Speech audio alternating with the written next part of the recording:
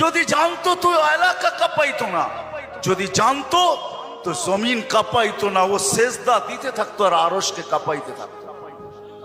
যুবকের সেজদায় আরশ কাঁপে, আরশ। যুবক যখন সেজদায় যায়, সেজদায় পড়ে তো আল্লাহ ফেরেশতা, নাইলে এই হাদিস কোনোদিন আসতো না। আল্লাহ ফেরেশতাকে বলে উনজুর ইলা শাব মাযা ইয়াফআল, যুবকের দিকে তাকাতো কি করে আল্লাহ জানেন।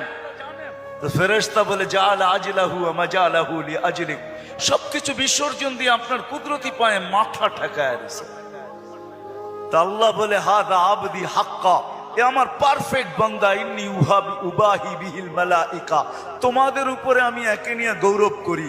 যখন সেজদায় চিৎকার দেয় সুবহানা রাব্বিয়াল আলা, আল্লাহ বলে সাব্বাহতানি সাব্বাহতুক, তুই আমাকে পবিত্র বললি, যাহ তুই পবিত্র, তোর গুনাহ মাফ, সেজদার থেকে উঠার আগে মাফ।